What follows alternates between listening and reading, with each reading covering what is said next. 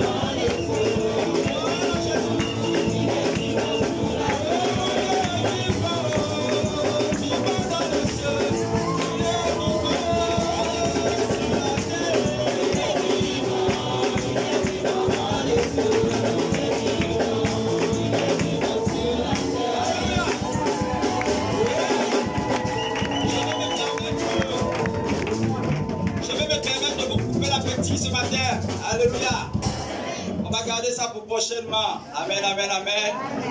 Que l'Éternel, notre Dieu, soit célébré. Ce matin, nous allons, pour ceux qui prennent les thèmes, les amis de Digital, reprendre. Le thème, c'est reprendre ta vraie identité. Reprendre ta vraie identité. Lorsque l'on parle de reprendre, ça sous-entend que nous l'avions égaré quelque part, ou encore, n'est-ce pas, nous l'avons oublié, ou encore nous l'avons abandonné quelque part. Alléluia. Et c'est pourquoi il y a la nécessité d'aller reprendre ce que nous avions laissé quelque part. Et ce matin, Dieu voudrait que nous nous souvenons de ce que nous avons laissé, de ce qui est bon, de ce qu'il a mis en nous, que nous avons laissé, n'est-ce pas, dans notre marche. Nous avons dû laisser de bonnes choses avec le Seigneur. Et donc, Dieu voudrait que nous nous souvenions de ces choses-là. Je voudrais donc vous inviter à prendre vos Bibles dans le livre de Juges. On va prendre ce vieux livre de Juges. Et nous allons, n'est-ce pas, lire à partir de chapitre 6, de 1 à 17. Je vais donc me faire le devoir de faire cette lecture. Quand bien même les yeux parfois nous font défaut, mais Dieu fait grâce. Alléluia. Même si c'est en tâtonnant, nous y arriverons toujours. Dieu fera grâce et nous y arriverons. La Bible donc déclare ici, les enfants d'Israël firent ce qui ne plaît à l'Éternel. Et l'Éternel les livra entre les mains de Madian. Pendant 7 ans. La main de Madian fut puissante contre Israël. Pour échapper à Madian, les enfants d'Israël se retiraient. Ils se retiraient dans les ravins des montagnes, dans les cavernes et sur les rochers fortifiés. Quand Israël avait semé, Madian montait avec Amalek et les fils de l'Orient. Et ils campaient en face de lui. Détruisaient les produits du pays jusque vers Gaza. Et ne laissaient en Israël ni vivres, ni brebis, ni bœufs, ni ânes. Car ils montaient avec leurs troupeaux et leurs tentes. Ils arrivaient comme une multitude de sauterelles. Ils étaient innombrables. Et eux et leurs chameaux. Ils venaient dans le pays pour le ravager. 6. Israël fut malheureux à cause de Madian. Et les enfants d'Israël crièrent à l'Éternel. Lorsque les enfants d'Israël crièrent à l'Éternel au sujet de Madian, l'Éternel envoya un prophète aux enfants d'Israël. Il leur dit, ainsi parle l'Éternel, le Dieu d'Israël. Je vous ai fait monter d'Égypte et je vous ai fait sortir de la main. Excusez-moi.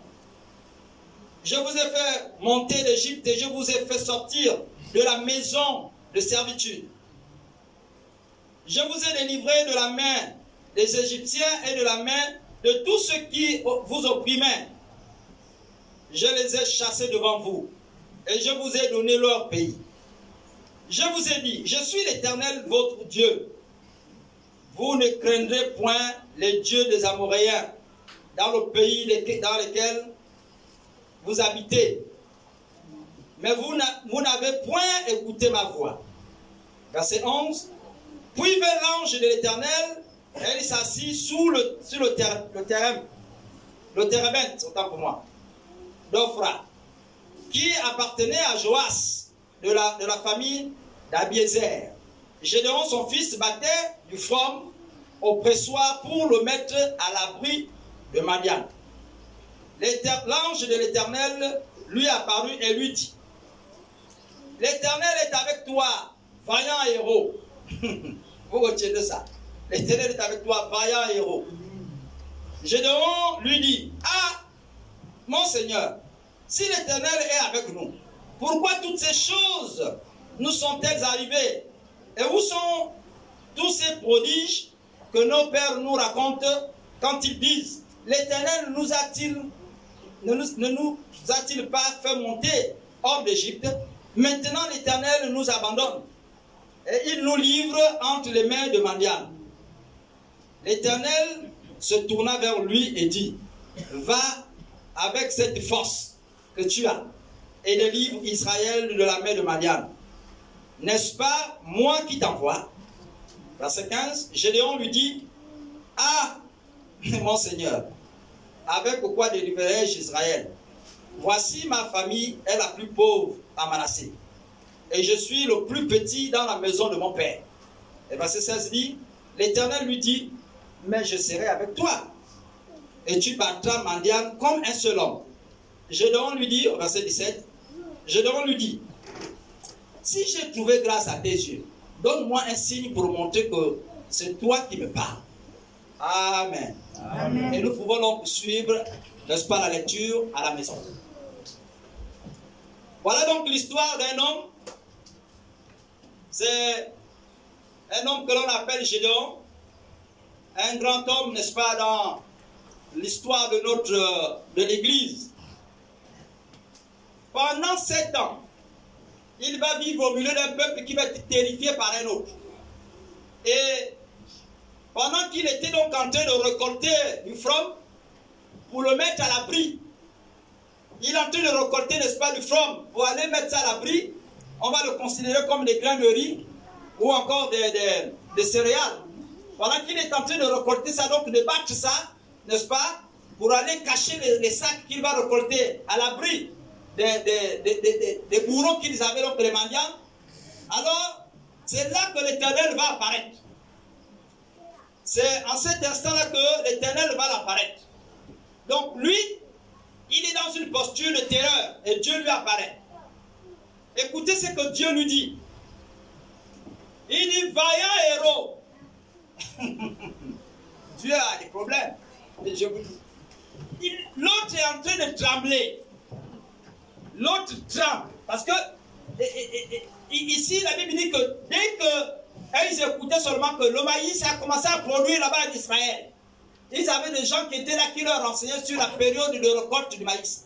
Donc, dès que ça commence à produire et que nous rentrons dans la phase de récolte, les mendiants arrivaient, Amélec arrivait, il y avait donc d'autres groupes qui venaient, c'était, la Bible décrit ici qu'ils étaient tellement nombreux comme des sauterelles. Donc, quand ils arrivaient, vous imaginez, à l'époque, nos parents qui ont connu ça, ils disent quand on appelle ça Betchaïon, donc les criquets qui ont une mauvaise senteur là, dès qu'ils arrivaient dans les champs, ils faisaient sécher littéralement les champs. C'est-à-dire, c'était des pleurs dans les villages, dans des villes, des quartiers, les gens pleuraient parce qu'ils n'avaient plus de nourriture après leur passage.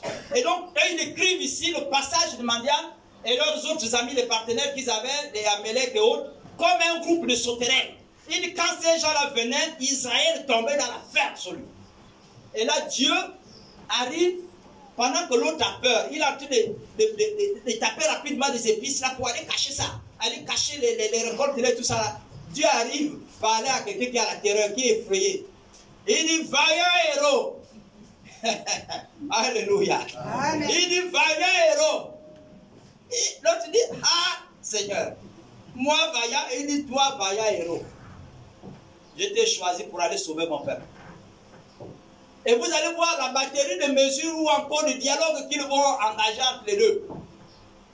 Il dit, mais toi, quand tu dis que c'est moi là, est-ce que tu as conscience que dans ma famille, même ma tribu, c'est la plus pauvre d'Israël? C'est toi qui as établi les choses, non? Quand tu as même donné les richesses à beaucoup là. C'est-à-dire que nous, tu as fait de nous les hommes les plus pauvres même. Nous, on ne représente rien auprès de la société. C'est-à-dire, si on parle même, si moi je me lève même pour leur dire, moi le pauvre, Gédéon, issu de la famille des pauvres, Dieu m'a envoyé. Ils vont me dire un malheureux comme toi. Et toi, tu étais même la tribu la plus maudite de toutes les malédictions. Tu as gardé la plus grande malédiction. Un pauvre comme toi. Qu'est-ce que tu vas... Dieu va parler un pauvre. Arrête de parler. Et il dit non seulement que ma tribu doit être la plus pauvre, ma famille doit être la plus pauvre, mais mieux encore, je suis le dernier de ma famille. Je suis le tout dernier. Prends l'aîné, va prendre le plus grand, et puis tu t'occupes de lui. Alléluia. Amen. Vous savez, quand Dieu vous choisit, il connaît ses critères à lui, c'est pourquoi il vous a choisi. Amen. Alléluia. Amen. Et il dit ce matin, c'est moi et pas quelqu'un d'autre. Dieu t'a choisi parce qu'il connaît qui tu es. Amen. Il connaît ce qu'il a mis en toi. Amen. Alléluia. Amen. Et il va commencer à engager ce débat avec Dieu. Il va commencer à raisonner. Et je vous ai dit ici qu'aucun serviteur de Dieu qui a été appelé par l'Éternel n'a jamais été appelé sans résistance. Si Dieu t'appelle aujourd'hui, tu te lèves, tu pars au service, je vous dis ça, c'est des histoires. Il faut vérifier bien l'appel. La plupart des temps, nous nous opposons littéralement à l'appel de Dieu. Parce que tu regardes ce que tu perds. Tu regardes ce que tu es en train de perdre là. Là où tu pars, tu ne connais même pas où tu pars. C'est compliqué. Et tu te lèves comme ça, tu pars seulement. Personne n'accepte de faire ça. Amen. Vous comprenez? Il m'envoie, il dit, bon, Serge, lève-toi. Va construire une église. Je ne sais pas si c'est à Mouila ou bien où. Je pars là-bas, je n'ai pas de fidèles, je n'ai rien. La pauvre femme que j'ai avec les enfants, elle travaille, elle abandonne même son travail. Elle dit, je m'en vais, l'Éternel nous a appelés. Donc la pauvre arrive comme ça, là, au point d'hypothéquer son avenir, hypothéquer tout. Moi-même, le peu que je gagne, là, le petit récolte que je m'avais pour ramasser, ça m'a asseoir avec tout et tout. J'ai dit, tout ça, j'abandonne ça. L'Éternel m'a appelé. Ce n'est jamais facile.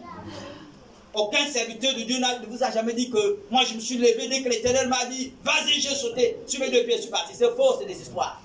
Et c'est ce qui se passe ici avec, n'est-ce pas, Gédéon. Gédéon dit c'est faux. Ça là, non. Et il commence par discuter avec lui. Comme il craignait la fureur de Dieu. comme lui craignait la fureur de Dieu, il craignait que Dieu le frappe à cet instant. S'il se met à douter un seul instant, il va commencer par discuter avec lui, il dit, mais vraiment, mais comment ça va se passer? Tu as vu comment ils sont nombreux? Ça va se passer comment? Mais tu sais que c'est impossible. C'est des groupes de souterrains, ils sont nombreux. Et Dieu lui dit, mais c'est moi qui t'ai envoyé, non? Si moi je t'envoie, tu vas les battre comme un seul homme. En fait, toi tu seras plus nombreux que eux. Ce sera maintenant eux qui seront inversés, ils seront un, et toi tu seras plus nombreux qu'eux. Il dit, mais comment ça? Et là, il dit, mais comme il n'a plus d'argument, il ajoute, il dit, mais si c'est réellement toi, montre-moi un signe pour que je sache. Moïse, tu as transformé le bateau en serpent. On a vu. Tu as montré le signe à Élie. Le feu est venu consumer la viande. On a vu. Amen. Tu me dis quoi? Montre un signe, je vais te voir, Seigneur. Est-ce que vous comprenez ça? C'est-à-dire qu'il met toutes les stratégies pour que Dieu lui dise non, c'est pas toi. Pour le disqualifier de manière élégante sans le frapper de fureur. Et il trouve les mots. Il dit, mais si c'est moi, moi je ne dis pas non, mais si c'est réellement toi, parle-moi. Alléluia. Et vous allez voir dans la suite comment Dieu va utiliser. Il dit, laisse-moi donc t'offrir une offrande. Je vais donc t'offrir une offrande. J'ai appris que toi, pour bénir Abraham, il a fallu que tu manges d'abord. Peut-être que tu as faim aussi. Et Dieu lui dit, bon, vas-y, il dit, tu m'entends là, pour me montrer que c'est vraiment toi. Tu m'entends là. Je m'avais préparé l'offrande et je t'amène ça. Et quand il vient, vous allez voir ça dans la suite de la lecture. Et il prépare l'offrande et c'est Dieu qui lui donne les indications. Il dit, tu vois le morceau de viande que tu as coupé là. Prends ça, mets ça sur le caillou que tu as là. Et il place ça sur le caillou. Il dit, le jus que tu as amené. Allez, arrose la viande là. Je peux manger la viande au jus. Vous avez mangé la viande au jus? Alléluia. Peut-être que c'est de là que les cuisiniers ont commencé à faire la nourriture, le repas au vin. Je ne sais pas trop. Mais il dit, allez, arrose-moi le jus sur la viande là. Je vais manger la viande au jus, une viande sucrée. Et là, n'est-ce pas, il va commencer par n'est-ce pas, arroser ça. Et quand l'ange approche le bâton, il pose sur la viande va être consumée, le feu va manger la viande. C'est en ce moment-là que Gédéon va commencer par dire, ah, on dirait que l'histoire là c'est vrai. Moi maintenant je m'abandonne, hein. Fais ce que tu veux. Alléluia. Bien aimé, voilà donc l'histoire d'un homme qui était terrifié, totalement terrifié, qui va se mettre à servir l'Éternel, n'est-ce pas, malgré tout. Vous savez, l'une des choses que le diable a eu comme élégance de nous faire croire et de nous amener à croire, c'est de nous amener à croire que nous ne sommes rien, que nous n'avons aucune capacité capable de pouvoir, permettez-moi cette répétition, capable de pouvoir, n'est-ce pas, affronter l'ennemi et de le vaincre. Dans tout ce que le diable nous a mis à l'esprit, et en chacun d'entre nous, c'est que nous sommes appelés les vaincus, jamais les vainqueurs. Est-ce que vous comprenez? C'est ce que le diable a réussi à faire. C'est ce que le diable a réussi à faire. Donc, il a changé l'usage de ce que Dieu avait mis en vous. Parce qu'au commencement, quand Dieu vous crée, il vous crée avec des capacités surnaturelles que lui-même il avait mis en vous parce qu'il vous a créé à son image. C'est-à-dire capable de faire ce qu'il fait. Et quand le diable, n'est-ce pas, est arrivé, la Bible dit ici, quand vous prenez le premier verset seulement, la Bible dit qu'au commencement, le peuple avait fait ce qui n'était pas bon aux yeux de Dieu. Ils ont fait ce qui a déplu à l'Éternel. En d'autres termes, ils ont péché contre l'Éternel. Et là, la Bible dit que Dieu lui-même a suscité les mendiants et tous les autres là pour venir agresser Israël pendant 7 ans. Et quand Israël s'est souvenu qu'en fait, quand nous étions avec Dieu, les choses se passaient bien. Quand Dieu était au contrôle de cette nation, nous avions une certaine sécurité, une paix. Nos ennemis ne blaguaient pas avec nous. Depuis que nous nous sommes tournés contre l'Éternel, nous nous sommes, n'est-ce pas, confrontés à la colère de Dieu, en péchant, en faisant ce qui ne plaît à son nom, à son Fils. Les malheurs ont commencé par nous frapper. Et la Bible dit, c'est quand Israël a commencé par crier à l'Éternel. En d'autres termes, quand Israël a commencé à se souvenir que nous avons un Dieu capable de nous sortir de cette situation-là, c'est là que Dieu va susciter un prophète. Alléluia. Amen. Donc ils ont certainement pris le temps de jeûne et de prière, je ne sais pas quelle est la méthode qu'ils ont utilisée, mais dès qu'ils se sont souvenus qu'ils avaient mis Dieu de côté, qu'il faut le ramener là où il doit être, Dieu a suscité un prophète. Bien-aimé, si tu as laissé Dieu de côté dans ta vie et que le diable t'a amené à croire que ton nom s'appelle maladie éternelle, si tu as laissé Dieu dans ta vie et que le diable t'a appelé à croire que tu t'appelles désormais échec, si tu as laissé Dieu de côté dans ta marche avec lui et que le diable t'appelle désormais, n'est-ce pas, vaincu et non pas victorieux, si tu as laissé Dieu de côté dans ta vie et que le diable t'a fait croire que tu es maintenant célibataire à vie, si tu as laissé Dieu de côté dans ta vie et que le diable t'amène désormais, n'est-ce pas, à croire que tu t'appelles, n'est-ce pas, chômeur éternel, commence par te révolter ce matin. Amen. Alléluia. Amen. Commence par dire au diable, j'avais laissé Dieu de côté, je le reconnais. Maintenant, je le mets là où il doit être dans ma vie. Amen. De sorte que Dieu se lève et qu'il t'ouvre les yeux et que tu vois qui tu t'appelles véritablement. Amen. Ce qui se passe, c'est que le diable nous a fait perdre, n'est-ce pas, l'usage de notre identité. Quand nous péchons contre Dieu, le diable nous amène à perdre l'usage de notre identité. C'est-à-dire que vous ne vous souvenez plus de qui vous étiez au départ. C'est pourquoi vous voyez aujourd'hui, les hommes s'appellent maintenant les femmes. Les femmes s'appellent les hommes. C'est que vous appelez lesbiennes et homosexuels. Ça, c'est le diable qui leur a mis ça. Et quand vous les voyez maintenant, même dans leur façon de faire, ils vont faire bonjour à un homme. Tu es malade. Tout pour lui, il va faire maintenant comme une femme. Certaines femmes vont se passer pour des ex-hommes. Dans les bureaux maintenant, dès qu'elles grondent les hommes, elle ne se souvient même plus de sa posture de femme. Qui êtes-vous? Elle est là-bas, il faut mal quand. Tu es qui toi? Elle s'en fiche. Elle sera sûrement surprise de voir qu'il y a un soulèvement dans l'entreprise qu'elle dirige. Et il y a désormais les grèves. Et comme les chefs ne peuvent pas attendre que grève là vient gaspiller là où nous sommes en train de manger, on dit maman, ah là tu es allé un peu trop là, quitte d'abord. C'est là qu'elle se souvient beaucoup. Donc le diable m'avait trompé, je ne suis pas un homme. Donc malheureusement cassé. J'ai parlé là donc aux hommes. Voilà ce qui se passe. C'est que le diable vous amène à croire que vous êtes ce que vous n'êtes pas. Votre vraie identité en Jésus-Christ s'appelle vainqueur. Alléluia. Amen. Vous ne vous appelez pas échec. Amen. Ça, c'est ce que le diable vous a fait croire. C'est ce que le diable vous a fait croire. Il vous a fait croire que vous devez désormais être appelés les hommes et les femmes peureux. Il n'y a plus rien à faire. Regardez ce qui se passe dans votre pays, le Gabon. Je le parle, mais aussi à ma propre honte, parce que c'est notre jargon commun. Quand ça ne va pas dans le pays, nous disons tous, ah, les choses du pays, là, on va encore faire comment? Est-ce que vous voyez cette paresse spirituelle? On va encore faire comment? En d'autres termes, Satan nous accepte les conditions que tu nous poses dans le pays, là. On accepte ça, on dit amen à tes conditions. Mais si l'Église commence par comprendre que nous ne sommes pas, n'est-ce pas, des malchanceux, des victimes du système du diable, et que nous commençons par nous lever pour dire, on peut encore changer les choses avec l'Éternel. Le pays là va changer. Amen. Alléluia. Amen. Les frères de catholiques là-bas, j'appelle frères entre guillemets parce qu'ils confessent, dit-on, le nom de Jésus. Et donc, les frères, quand ils ont commencé à se lever seulement dans le pays, hier là, vous avez écouté combien de fois ça a commencé à crier, au point où vous avez commencé à instituer un jour de prière, je ne sais pas si c'est dans le mois ou dans quoi, je ne sais pas trop. Là où vous êtes souvenu, certains gouverneurs commencent à se souvenir de l'Éternel, pour le pays là, pour sortir la crise là, il faut que l'Éternel soit là.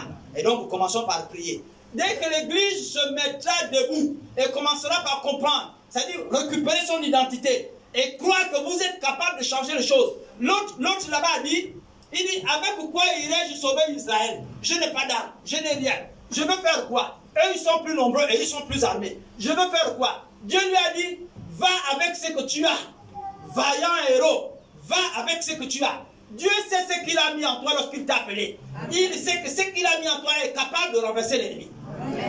Ne sous-estime pas ce que Dieu a mis en toi. Amen. La sélection des armes, la sélection des capacités, c'est Dieu qui le fait dans le ciel. Quand Dieu t'a déjà sélectionné, choisi dans le ciel là-bas, peu importe ce qui se passe sur la terre là, tu seras victorieux. Amen. Tu vas réussir. Amen. Alléluia. Amen. Tu ne pourras pas échouer. tu vas réussir, peu importe le temps. La Bible dit que pour le faire ici, ça a duré 7 ans. Vous vous imaginez des gens qui ont duré 7 ans? Nous, ici au Gabon, on parle de 50 ans d'un désordre absolu. Et puis, dans notre subconscient, on est comme endormi dans le désordre. On a l'impression que plus rien, jamais ne changera dans ce pays.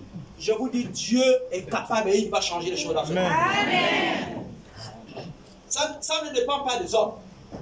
Quand Dieu a déjà pointé du doigt ton nom, il sait ce qu'il a mis en toi, les capacités qu'il t'a données pour pouvoir transformer les choses dans ta vie. Amen.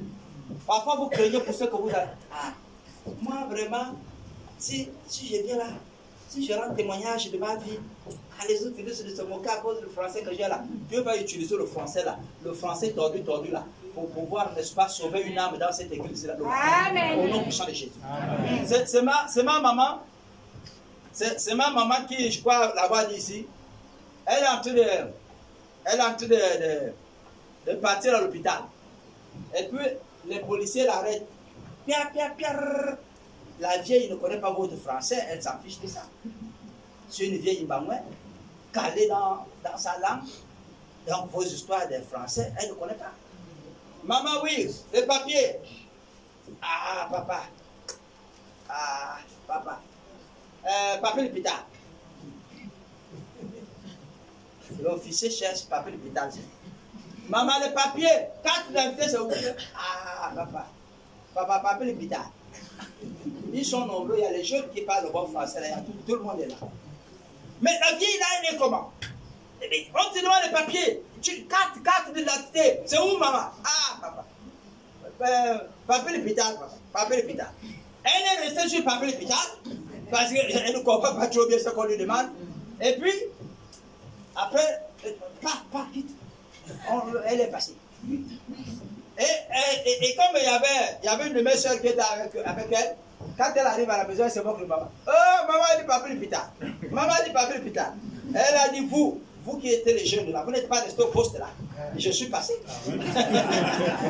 Alléluia. Et vous qui connaissez le français, vous qui parlez bien le français, tu n'as pas vu, j'étais là coincé là. Moi avec le papier l'hôpital, je suis passé. Donc ton témoignage, peu importe la forme que tu vas utiliser, Dieu va bénir quelque chose. Alléluia. Ne crains pas pour les âmes que tu as. La qualité des âmes que tu as, Dieu va les utiliser et il va bénir un homme et une femme ce matin. C'est toi que Dieu a pointé du doigt parce qu'il connaît ce qu'il a mis en toi. Amen. Cette sélection est céleste, elle n'est pas terrestre. Amen. Alléluia. Amen. Cette sélection-là, elle est céleste, elle n'est pas terrestre. Le peuple va, n'est-ce pas, désobéir à l'Éternel et le diable va les amener, n'est-ce pas, à croire qu'ils ne sont absolument rien du tout. Qu'ils ne sont absolument rien du tout. Bien-aimés, l'une des choses que vous devez éviter de faire, c'est de donner au diable le contrôle de votre vie au travers du péché.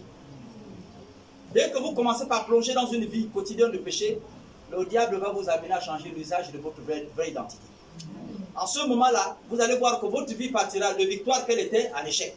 Et là, il faut avoir la capacité, il faut que Dieu vous ouvre les yeux par son esprit pour comprendre que vous l'avez laissé quelque part. Il faut aller le chercher pour qu'il vous révèle votre vraie identité. Amen. Et si ce matin tu ne connais pas encore quelle est ton identité, à quoi Dieu t'appelle, je prie que Dieu par le Saint-Esprit t'ouvre les yeux. Qui t'aide à comprendre comment tu t'appelles. L'autre, quand Dieu vient ici, il n'appelle pas Gédéon par son nom. Gédéon, non, c'est pas ce qu'il dit. L'ange apparaît, il dit vaillant héros. Alléluia. Il dit vaillant héros. Quand Dieu s'adresse à David, alors qu'il est un tout petit enfant, il est en train de taper les moutons dans la forêt là-bas, les moutons de son père. Il est en train de poursuivre les moutons, les garder, les amener boire l'eau. Il ne dit pas David, non, il dit, voilà l'homme, n'est-ce pas, selon mon cœur. Alléluia. Est-ce que vous comprenez ça? Quand Dieu t'appelle, il change l'usage de ton identité. Amen. Et cette identité-là te donne la capacité sur, n'est-ce pas, les domaines où tu as connu les échecs. Lorsqu'il va appeler Abraham, il dit, oh, alors qu'Abraham est vieux, Abraham était un produit bien sec, fumé, gazelle fumée. La femme d'Abraham, même souvenez-vous, elle était obligée de rire quand il veut dire à Abraham, en cette même époque, cette même année-là, ce même mois, l'année prochaine, ta femme, Sarah, que voici, aura un enfant. Et quand elle écoute ça derrière la porte, elle se fait de rire. Voilà, à l'âge là, je suis atteint de monopole secondaire. Chronique. Les l'âge, il m'a fait quoi? Ça, c'est dans les genoux que je vais accoucher ou je vais accoucher ça. Elle va commencer, n'est-ce pas, par se poser un nombre de questions. Alléluia. Et c'est dans cette situation de trouble mental, de perte d'identité spirituelle, que Dieu va se révéler à Abraham. Il dit, toi Abraham, tu ne t'appelleras plus Abraham, tu t'appelleras Abraham. Alléluia. C'est toi qui seras le père de la multitude. Amen. Tu ne seras plus seul, tu ne seras plus produit séché. Maintenant, là, tu seras maintenant produit multiple qui portera des fruits. Donc, Abraham, tu vas te multiplier. Est-ce que vous comprenez? C'est-à-dire, il n'appelle plus Abraham seul, mais il appelle Abraham au plus réel. Jacob se bat. Jacob lutte. Il dit, toi, tu t'appelles comment? Il dit, je m'appelle Jacob. Il dit, qui te connaît pas Jacob? Le nom que j'avais réservé pour toi, c'est Israël. Alléluia. Il dit, le nom que je sais, que moi j'ai réservé pour toi, tu t'appelles Israël ou Angé ou Jacob? Le nom que tu portes là, les troubles que tu as là, ce n'est pas Dieu qui t'a donné ça. Alléluia. Amen. Dieu a un nom qui t'a donné. Amen. Et ce nom-là, tu ne peux l'avoir que dans la révélation par le Saint-Esprit. Prie Dieu, va dans la montagne comme l'a fait Moïse. Et tu descendras avec les tablettes de la loi. Alléluia. Amen. Tu descendras avec les tablettes de la loi. Je t'invite à aller dans la présence de Dieu. Notre soeur ici, qui vient de faire le témoignage, maman vient de dire qu'elle a prié le Seigneur. La situation était chaotique. Propre mère de l'enfant dit, ça c'est pas pour moi. Lui là s'appelle la mort. Dieu dit, prie. Dès qu'elle s'est mise à prier, jamais, Dieu a dit, maintenant tu vas voir. Le ciel va tomber sur cet enfant. De la mort, il passera à la vie. L'œuf sur la tête. Il dit, toi, maladie, quitte. Comme l'œuf s'est cassé, je te brise dans le corps de cet enfant. Le voilà aujourd'hui de tous. Alléluia. Amen. Ça, c'est ce que Dieu est capable de faire. Et il le fait quand nous le cherchons. Quand nous allons sur la montagne et nous nous agenouillons, nous descendons toujours avec les tablettes de la loi. Chacun descendra avec une parole qui le concerne lui. Amen. Alléluia. Amen. Dieu a mis en toi une identité particulière et une identité personnelle. Tu ne t'appelles pas célibataire. Qui t'a mis dans le célibat? Ou alors, comment? Dieu va briser ça. Amen. Alléluia. Amen. Dieu va briser ça. Ce ne sont pas les histoires que tu as entendues des autres. Toi-même, tu vas vivre ça. Amen. Va chercher ça, n'est-ce pas, sur la montagne. Amen. Et Dieu va se révéler à toi. Amen. Alléluia. Amen. Nous sommes en train de chuter progressivement. Nous sommes en train de chuter progressivement. Dieu ne fait pas une sélection à partir des diplômes que nous avons, de notre grosseur physique ou notre grandeur.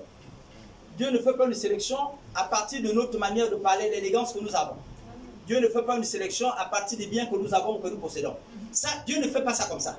La Bible, quand nous lisons la parole de Dieu, je crois que dimanche nous avons abordé le sujet sur le missionnaire Albert qui l'a abordé. Il parlait, n'est-ce pas, de l'arrivée du Saint-Esprit. Et il dit, lorsque le Saint-Esprit est arrivé et que les gens ont pensé, dans Acte 2, je crois 58, lorsque les gens ont pensé que ces gens-là étaient ivres, Pierre se lève et dit non, ils n'ont pas bu le vin. Kamal dit, ce n'est pas le vin. Ce qui se passe là, c'est que la sélection que Dieu avait faite depuis longtemps, et il avait annoncé à Joël, son serviteur, le prophète, il avait dit, les jeunes gens prophétiseront de ma part, vos jeunes gens vont prophétiser de ma part. Alléluia. Et il a aussi dit que je ne choisis pas seulement les jeunes, même les vieillards feront des songes. Est-ce que vous comprenez? Dieu ne choisit pas seulement les diplômés, il nous choisit aussi ceux qui ne sont pas partis à l'école. Donc si tu n'es pas parti à l'école et que Dieu t'appelle à exercer un ministère, exerce-le parce que c'est la sélection de Dieu. Amen. Alléluia. Amen. Ici, on est là-dedans, sans diplôme. Mais j'exerce là parce que c'est la sélection de Dieu. Quand je vous parle là, je vous parle sans complexe, sans honte, parce que c'est l'Éternel qui m'a appelé. Vous comprenez ça? À l'époque, pour moi, ce n'était pas facile. Mais puis, si j'ai refusé, j'ai dit non. Quand on vous donne le micro, dans une assemblée comme à beaucoup, 600 personnes, tu es là. Les pieds tremblent comme ça. Tu transpires là-dedans et nous étions obligés de porter les pantalons noirs pour que dès que tu transpires, on ne sente pas que tu as ça coule là les chaussettes et là les chaussures. Dès que tu arrives à la maison, tu tires la chaussure comme ça vient vite parce qu'il y a déjà la glycérine dedans. Vous comprenez? Ça vient tellement vite. Et donc nous, on a vécu ces choses-là. Tu transpires. Tout le monde est là. Il y a le ventilateur. Il peut même faire froid. Mais tu es le seul qui transpire. Les pasteurs sont là. Ils sont peut-être là. C'est des théologiens. Il est parti à l'école biblique. Il est parti machin. Et il t'écoute. Tu sens qu'il t'écoute attentivement. Quand tu prêches, il te regarde. Il est là. Tu sens. Il gratte la tête pour te dire la partie. On dit que c'est pas bon. Ouais, Seigneur, on dit que j'ai la place là. Nous, on était là. On a souffert comme ça. Ça n'a pas été facile. Mais nous voilà aujourd'hui au service de l'Éternel. Peu importe le temps, Dieu a voulu que ça soit nous et nous sommes là aujourd'hui. On a commencé dans l'erreur. C'est-à-dire en ne pensant même pas qu'on avait des arguments pour pouvoir, n'est-ce pas, parler au peuple de Dieu de sa part. On a commencé dans ces temps de faiblesse-là. Et Dieu a fait en sorte que nous soyons là aujourd'hui. Nous continuons toujours dans ces moments de faiblesse. Et Dieu fera en sorte que ça soit plus grand encore. Et que nous soyons une grande source de bénédiction pour son peuple. Alléluia. Amen. Nous sommes en train de chuter. Nous sommes en train de chuter. Ton nom, ce n'est pas pauvre. Vous savez, dans tous les corps du monde, je parle de l'armée, dans tous les corps du monde, il y a ce que l'on appelle les corps de l'élite. Vous comprenez? Et ceux-là, quand il y a des situations bien spécifiques, c'est eux-là qu'on envoie à l'intervenir. Il y a des corps d'élite comme ça. Eux, ils ont un traitement particulier, un entraînement particulier. Eux, non. Et il en est de même pour les servantes et les serviteurs de l'Éternel. Quand Dieu vous appelle à devenir enfant de Dieu, il vous met dans son corps d'élite, dans sa sélection à lui. Vous comprenez? En ce moment-là, peu importe la situation, vous arriverez, vous réussirez pas parce que vous voulez réussir, mais parce qu'il a mis en vous des capacités. Il a mis en vous une formation spéciale qui fera en sorte que, peu importe la situation, vous êtes capable de faire face. Amen. Vous êtes le corps d'élite de l'Éternel. Vous êtes le corps d'élite de l'Éternel. Quand l'autre dit, j'ai quoi pour aller combattre, il dit, va avec ce que tu as. Ce que tu as là. Je sais, j'ai mis ça pour que ça soit capable de renverser les nations. Tu vas renverser ces hommes-là. Devant toi, ils seront un. Et toi, tu seras nombreux. Il dit pas seulement, tu vas voir. Amen. Alléluia. Amen. Dieu a fait de toi le corps de l'élite dans cette nation. Et tu es capable de renverser les montagnes. Peu importe là où est caché Rose pour la franc-maçonnerie dans ce pays-là. La gestion des catastrophes, tu seras capable, n'est-ce pas, de renverser les montagnes dans cette nation. Amen. C'est ce que Dieu a fait de toi. C'est pourquoi Dieu t'a établi dans ce pays. Il aurait bien fait que tu sois angolais, que tu sois tchadien, ou que tu sois autre chose. Mais il a dit, toi tu t'appelleras Gabonais. Et par toi, je vais transformer ce pays. Église du Seigneur. Dieu vous appelle. Amen. Je suis en train de terminer pour dire, nous qui sommes les élites de Dieu, jouons notre partition. Je sais que ce n'est pas facile, mais laissons l'Éternel nous conduire. Allons nous chercher ce que Dieu a laissé pour nous, n'est-ce pas, au pied de la montagne. C'est une histoire que j'ai l'habitude de raconter et je vais terminer là-dessus. J'ai raconté ça à mon fils. Je crois avoir fait un bref aperçu de cette histoire ici. À Ruben, j'ai l'occasion de le lire souvent. Je crois que le maître a eu l'occasion certainement d'écouter cette histoire. Et c'est l'histoire d'un jeune homme qui observe la grandeur d'un monsieur dans un village. Et il se rend compte que le monsieur là était tellement puissant, respecté dans le village. Et dès cet instant, il envisage être comme le vieux papa. Et comment le vieux là, tout le monde le respecte. Il dégage une aura de puissance telle que vraiment les gens ont beaucoup de respect pour lui. En ce moment, il vient voir le vieux. Il dit, vieux, il dit, papa, j'ai envie d'être comme toi.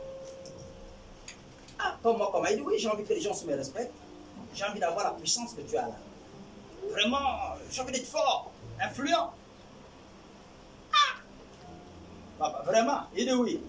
Et il dit, bon, on va d'abord dormir. On va d'abord bien réfléchir. L'enfant part, il dort. Le lendemain, il revient. Il dit, papa, j'ai bien réfléchi, moi c'est la puissance que tu as là, je veux. Donne-moi une bonne portion. Un peu comme ce que nous les pasteurs on fait aujourd'hui, on va chercher chez les nanas, n'est-ce pas, des portions pour faire des démonstrations aux gens et montrer que nous sommes des super puissants. C'est Dieu qui est le puissant. Dans son œuvre, c'est lui qui est le puissant, ce n'est pas nous.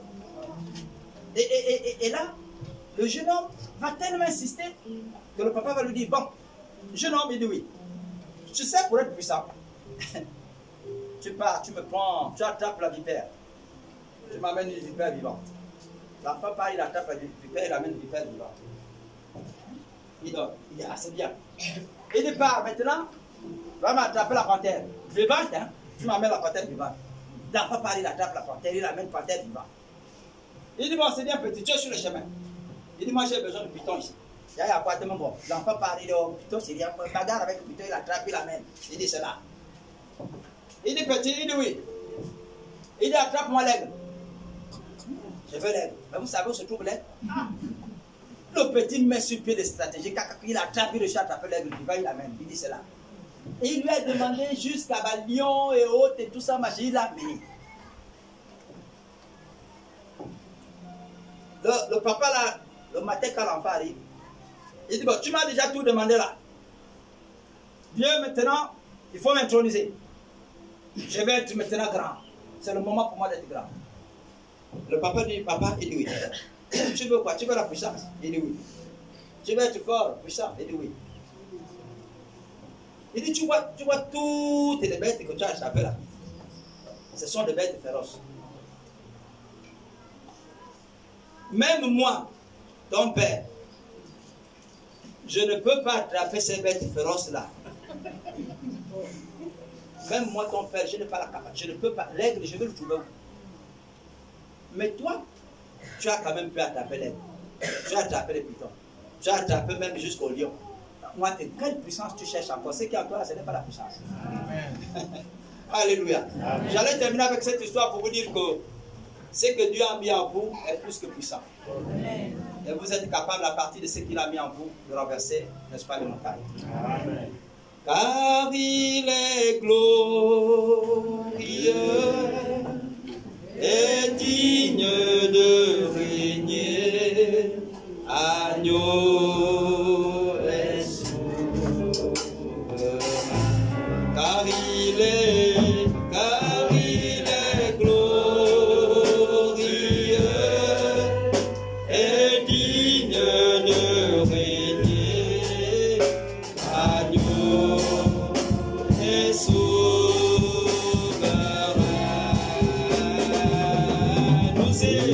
Nous élevons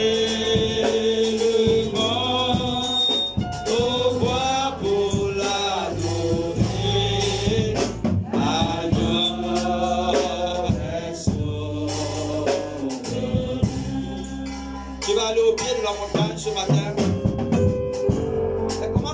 Si tu ne connais pas encore l'Église des disciples de Christ du Gabon, je t'invite à aimer et à t'abonner sur notre page Facebook Église EDC et d'activer la cloche de notification, afin de suivre nos différentes activités. Merci et que Dieu te bénisse abondamment.